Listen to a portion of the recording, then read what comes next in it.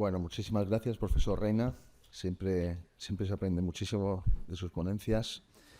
Pasamos a la segunda ponencia, que la impartirá la doctora Marta Oms. La doctora Oms es la coordinadora académica de estas jornadas, es adjunta de nuestro servicio de anestesia y adjunta de la unidad de tratamiento del dolor de aquí también del servicio, y es miembro y referente de la sección de medicina regenerativa de la SET. ¿De acuerdo? Impartirá la ponencia, cuyo título es Dolor neuropático periférico, fundamentos biológicos de la clínica. Muy bien. Gracias. Bueno, no sé si se oye, sí. Bueno, gracias, Gaz, y gracias a todos los asistentes. Y bueno, alguien tenía que hablar un poco de clínica y bueno, pues tenía que ser también alguien de dolor, porque al final es lo que hacemos en nuestro día a día. Así que lo siento, pero os toca escuchar esto, que es un poco más denso. Espera. Así. Bueno, hablaremos de dolor neuropático porque la jornada va de patología del neuroperiférico y cuando se daña, pues aparece este dolor neuropático. Entonces intentaremos pues definir, clasificar, veremos qué causas tenemos y luego hablaremos de este diagnóstico, que no nos será fácil, y de estos fundamentos biológicos, que vaya con el título, pero intentaremos ver qué está pasando, ¿vale? Y luego nada, una pincelada de tratamiento. Bueno, para la definición, pues como bien ya sabéis, pues la IAD define el dolor neuropático como una lesión o una disfunción del sistema nervioso central o periférico. Y resulta pues, que la OMS y la International Classification of Disease también se van reuniendo bianualmente y la última 11ª edición pues, han catalogado el dolor neuropático como una enfermedad relevante. Con lo que, bueno, pues no estamos delante de nada poco importante, ¿vale? Así que, bueno, vamos a ver cómo se hace. Entonces, la misma IASP nos hace unas recomendaciones en función del nivel de certeza de si es o no es dolor neuropático y nos hace como 3 clasificaciones, ¿vale? Entre probable, hay posible, probable o dolor neuropático definido. Bueno, muchos de los que estáis aquí esto ya os lo sabéis, ¿eh? Cuando nosotros estamos historiando a un paciente en la consulta, aparte de preguntarle pues la duración, la intensidad, lo que le desencadena el dolor, si el dolor es por la noche o cuando duerme, nos dice o nos define si el dolor que tiene una distribución o una irradiación metamérica, ¿vale? Es decir, que coincida con una raíz o bien con el recorrido de un nervio periférico. Pues cuando esto ocurre, nosotros ya podemos decir que estamos delante de un posible dolor neuropático. Si además el paciente nos empieza a definir que este dolor o esta distribución tiene unas características pues con ardor, con hormigueo, con descargas eléctricas, bueno, todos estos descriptivos que a veces usa el paciente, entonces solamente con estas 2 características ya podemos decir que estamos delante de un probable dolor neuropático, ¿vale? Que de hecho, si nos ponemos más académicos, pues tendríamos que hablar de síntomas positivos y síntomas negativos, es decir, pues hipoestesia, alodinia, parálisis o paresia, incluso en el sistema nervioso autónomo, pues si nos está diciendo pues, que hay vasodilatación, vasoconstricción, si hay hiperhidrosis, pues esto ya sería como un poco más así, ya no solamente me quema, ¿vale? Y entonces, solamente cuando, además de todo eso, nosotros podemos decir objetivamente que hay una lesión del nervio o una lesión en el sistema nervioso, entonces y solo entonces podemos decir que estamos delante de un dolor neuropático definido, ¿vale? Aquí tenéis, bueno, esto lo paso un poco así rápido, la clasificación de Saddon y Seldon, que son como grados de de lesión del axón o lesión del nervio, ¿vale? Que lo definen en grado 1 en neuropraxia, axonotmesis, neurotmesis y luego los distintos grados de neurotmesis, ¿vale? Según el grado de lesión, en este caso del axón o del nervio, ¿vale? Pero solamente, para esto necesitaríamos tener un test objetivo, ¿vale?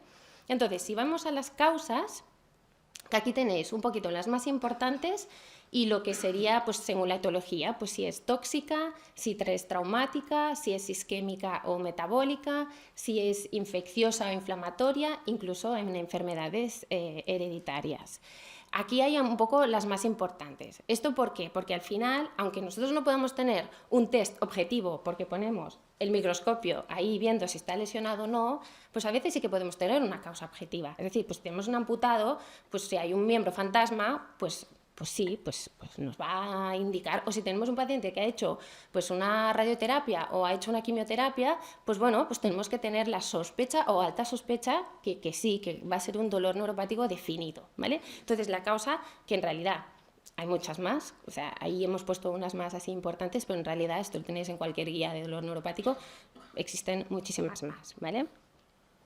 Entonces, como estamos en neuroperiférico, la IASP nos propone una clasificación entre en dolor neuropático periférico y dolor neuropático central, ¿vale? Y dentro del periférico nos proponen estas 5 más importantes o más relevantes, ¿vale? Que en este caso sería la neuralgia del trigémino, la lesión de nervio periférico, sin definir cuál, la polineuropatía dolorosa, la neuralgia postherpética y luego la radiculopatía dolorosa.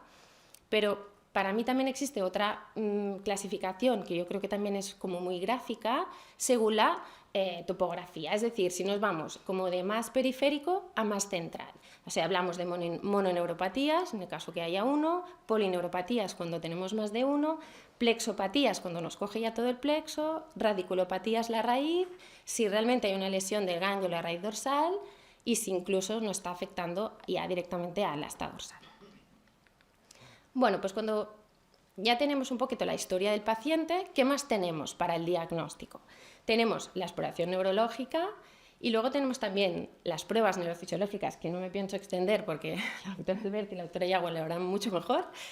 Y luego hay unos test que están súper ya archiconocidos y que salen en casi todos los papers, que son un poco que nos ayudan a definir o a orientarnos que realmente el dolor que tenemos delante no es tan nociceptivo, sino que tiene más características neuropáticas. Este es en el DN4, que son pues 10 preguntas pues, con ardor, con quemazón, con hormigueos. Luego hay también el LANS, que aparte de la distribución y de una escala de EVA, pues también hace las preguntas tipo esto, ¿no? Con estos descriptivos. Y luego también está el Pain Detect, que bueno, son los más importantes, ¿eh? Hay algunos más. Que incluso hay también la distribución a lo largo del día, si tiene algunas crisis, si no, también. Y al final es puntuación, pues más de tanto pues, nos orienta hacia dolor neuropático y menos de 12 o menos de los números que sea en cada escala nos orienta a que menos probabilidades. Y luego la exploración neurológica no la pienso definir porque todos los neuros de la sala me van a decir que es incompleta, pero yo creo que en nervio periférico sí que tenemos que ser metódicos y al menos hacer un motor, un sensitivo y algo más. Es decir, en motor yo creo importante evaluar la fuerza, el tono, el trofismo y los reflejos, ¿no? O sea, al final tenemos que ser, ¿no? Sí, un poco metódicos para no dejarnos. Igual que en sensitivo, pues hay que tactarle, hay que hacer una térmica, hay que hacer presión y no olvidarnos de la vibratoria también en los pacientes, sobre todo diabéticos. Y luego hay algunos signos que nos pueden ayudar o orientar en el diagnóstico, el signo del Tinel, cuando percutimos, el Fallen, aparecen estas hipoestesias, luego en el Vales, que son los puntos dolorosos en el mismo trayecto, en la misma irradiación, el Lassegue y el Bragar, que archiconocidos también en radiculopatías, el Mulder en el neuroma de Morton y el Waterberg en el cubital. Al final son algunos de ellos, hay más, pero que sí que nos pueden orientar hacia el diagnóstico, ¿no? De dolor neuropático o atrapamiento o que haya una lesión en este nervio periférico. Pero, ¿qué nos cuenta el paciente al final? El paciente está ahí sentado y nos dice pues, que le quema, que tiene rampa, que además lo nota dormido. Entonces, ¿qué está pasando? ¿No? O sea, lo siento, pero ahora sí que nos toca hablar de los fundamentos biológicos, que, madre mía, cuando pensamos en el título de esta charla, no sé yo. Pero bueno, vamos a ver qué le pasa a la neurona adentro, ¿vale? Para entender por qué le arde al paciente o por qué le duele el roce, ¿no? La alodinia. Pues no os lo creeréis, pero cuando una neurona o un axón se daña, él mismo intenta repararse, ¿vale? Esta es una de las fases de esta reparación o de esta defensa que hace, que es la cromatolisis, que hay una distribución de los cuerpos de Nissl que hace un cambio en la estructura de esta neurona. Pero no nos pongamos así muy histológicos, que el doctor ya nos ha hecho su clase magistral. Aquí tenéis un esquema de las diferentes fases de manera cronológica que ocurren cuando se daña una neurona, ¿vale? Cuando tenemos una lesión del axón, hay una primera fase distal que es como empieza una degeneración, ¿vale? Hay una degeneración tanto del terminal sináptico como axonal, una desintegración de esta mielina, y aparecen luego todos pues, los macrófagos, la microglía y todo en esta desintegración. Luego aparece esta cromatolisis, que es la migración de los cuerpos estos de Nisil, que se van distribuyendo y ya dejan de estar alrededor del núcleo. Y luego, ya como fase ya más avanzada, hay una degeneración retrógrada, incluso una degeneración anterógrada, ¿vale? Aquí también tenemos, a modo así esquemático, cuando nosotros tenemos una lesión sobre el axón, primero hay una degeneración local, donde las células de Schwann proliferan y cambian a fagocitos y empiezan a degenerar estas vainas de mielina, donde luego empiezan a aparecer estos macrófagos y van desintegrando. Incluso las mismas células de Schwann proliferan y forman una estructura que se llama la banda de Wigner, que empiezan a intentar liberar factores para guiar el axón y guiar el crecimiento axonal. Y finalmente, si es exitosa la reparación y la regeneración, pues se regenera y hay otra vez un funcionamiento de este axón normal. Y si no es exitosa intentar, ¿no?, en la neurona repararse, pues existe pues, una atrofia distal y a nivel proximal pues aparece lo que sería un muñón o un neuroma. Esto sería un poco a nivel estructural lo que pasa, ¿vale?, cuando se daña. Pero ¿qué pasa si a nivel molecular? Si nos vamos así un poco más dentro, pues cuando se daña un axón, pues aparecen los SWAT, ahí todo, ¿no? Con los tanques, los helicópteros y todo, pues llegan aquí todos, los macrófagos, los neutrófilos, los linfocitos, y empiezan ahí a descargar pues una serie de moléculas, ¿vale?, proinflamatorias, y se establece esto que llamamos la neuroinflamación, y estas moléculas proinflamatorias pues hacen unos estímulos pues ya y empiezan incluso, ¿no?, a afectar ya al ganglio dorsal, incluso al asta. Vamos a ver, aquí tenéis toda esta invasión, ¿vale?, de todas estas moléculas de cuando se daña cualquier tejido, ya no únicamente el del sistema nervioso. Pues ocurre esto, ¿no?, cambios a nivel distal, que se propagan cambios también a nivel del ganglio y la raíz, incluso al asta posterior, incluso a cordones posteriores, incluso luego ya a nivel ya supratentorial, ¿vale? Aquí tenéis pues lo que sería una neurona pues, normal, con su axón íntegro, con sus células aquí, Marcel, una de Langerhans, toda la estructura, todo conservado. Y aquí vemos que cuando se daña empiezan a proliferar estas células, empiezan a estar toda la invasión pues, de los macrófagos, de las células gliales, incluso a nivel del ganglio y la raíz, está todo ahí invadido. Todo ahí han venido todas aquí, toda esta reestructuración, y está todo activado. Incluso vemos que se propaga al asta. Aquí tenemos pues, los astrocitos y la microglía en su estado normal, y aquí vemos totalmente en un estado activado y proliferando, ¿vale? Empiezan a aparecer incluso todos los receptores estas de las citoquinas y todas las interleuquinas, pues están aquí todos activadas. Aquí tenemos clasificadas en esta revisión de neuropático como mediadores primarios, mediadores secundarios y terciarios, según en el lugar donde se ven más sobreexpresados, a nivel pues, distal y del ganglio, a nivel del asta dorsal, incluso a nivel de los cordones. Como no veis las letras que hay aquí, porque tampoco ni yo me las consigo aprender, aquí os he puesto algunas para que os suenen estas interleuquinas. Está lleno de IL no sé cuántos, beta, alfa, 18, 6, un montón, y los TNA-alfas, incluso pues la serotonina, la histamina, sustancia P, quemoquinas. Es un festival de moléculas proinflamatorias que están sobreexpresadas, incluso sus receptores también, ¿vale? en esta revisión de la escandinava nos habla también de los astrocitos. Ya sabéis que de astrocitos tenemos muchísimos más que neuronas y al final juegan un papel súper importante en este bienestar de la neurona y en este super flow de que la neurona pues se pueda producir esta sinapsis, se pueda producir el potencial de acción en las mejores condiciones. Pues aquí tenemos pues unos astrocitos normales que además tienen unión gaps entre ellos, donde circula el calcio libremente, y aquí los tenemos activados por esta cascada de lesión, ¿no?, que se ha producido, donde desaparecen estas uniones GAP y donde el calcio empieza a incrementarse y entonces hace que estén activados estos astrocitos.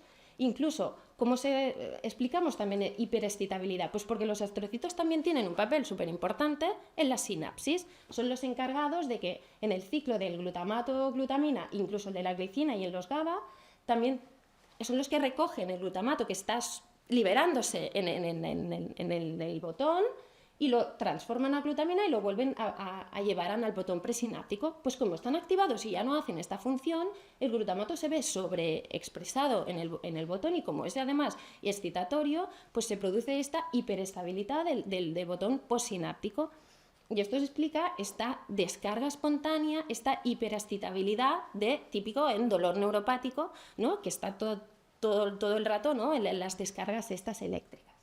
Y ya, si además nos ponemos en plan ya eléctricos totales, pues hablamos de los canales de sodio, de los canales de calcio y los canales de potasio, porque no es un canal tan bonito así como nos lo dibujan en los libros, sino que tiene pues todas sus subunidades con todos sus submensajeros y además no tenemos solamente un tipo de canal, es que tenemos hasta 9 o más y no son los mismos los vuestros que los míos. Y la importancia en dolor neuropático hay una sobreexpresión de algunos de los subtipos de canales y se ha visto pues el 1.7 y el 1.8 que están de mayor número, como si dijésemos, hiperexpresados en dolor neuropático y que son un poco los responsables del paso también de agudo a crónico y en estados de proinflamación y son los responsables de incluso esta sensibilización central y están sobreexpresados en el ganglio, sobreexpresados en el asta, ¿vale? Y lo mismo pasa con los canales de calcio. No tenemos solamente un canal, tenemos muchos subtipos de canales, cada uno con sus funciones y como vemos que están sobreexpresados en estados de dolor, de actividad, empieza a haber este flujo de calcio mucho más aumentado y no solamente, cada uno tiene también sus propios receptores, incluso algunos son diana de algunos de los tratamientos que tenemos en dolor, como los gabapentinoides. Y ya por última pincelada, que ya esto ya no ocurre solamente a nivel de todos estos puntos, sino que encima la plasticidad neuronal, que a veces es tan buena, pero a veces es tan mala, por culpa de todos estos segundos, terceros y 500.000 mensajeros y dobles mensajeros, acaban haciendo esta sobreexpresión genética y empezamos a fabricar pues, más receptores y empezamos a fabricar más canales. Entonces esto al final hace pues, esta sobreexcitación y esta hiperexcitación típica del dolor neuropático. Bueno, ya acabo, ¿eh? Aquí tenéis a modo de así estructura, ¿vale? Un poco con lo que serían estos fundamentos biológicos o estos 6 diferentes líneas de por qué pasa esta hiperexcitabilidad y esta clínica, al fin y al cabo, ¿vale? Tenemos estas cargas aumentadas, estos cambios en los canales, esta sobreexpresión génica, estos cambios en la microglía de los astrocitos, los cambios neurotróficos y esta cascada de citoquinas y quimoquinas que al final empiezan a desencadenar todo esto, ¿vale? Y al final, ¿qué tenemos nosotros de tratamiento? Ligado a estos fundamentos, pues son las dianas de nuestros fármacos, o al menos a los que tenemos hasta ahora, ¿vale? Los canales de sodio, de calcio, porque todos sabemos que cuando los bloqueamos, pues si tenemos la lidocaína, el dolor neuropático baja, ¿vale? Baja y el paciente, si le bloqueas, pues le baja el dolor. No me voy a extender porque además ya creo que vamos fuera, pero todos tenéis las líneas de tratamiento en cualquier guía y todos ya sabéis que hay la primera línea, segunda línea, tercera línea con sus grados de recomendación y solo destacar que el nervio periférico, que de lo que va la jornada, pues sí que está más justificado pues los parches de lidocaína o los parches de capsaicina, incluso la toxina botulínica. Y futuro, pues sí, hay algunos. Hay un gabapentinoide, que es nuevo, japonés, que bueno, tiene algunos papers así más, bueno, futuro prometedor, pero bueno, hay algunas líneas de tratamiento que aún no se han pasado las últimas fases. Hay muchísimo hecho en animales, pero en humanos menos, como siempre, ¿vale? Bueno, si tenéis algunas preguntas, si no las hacemos al final, ¿no? Y ya luego... Y ya está.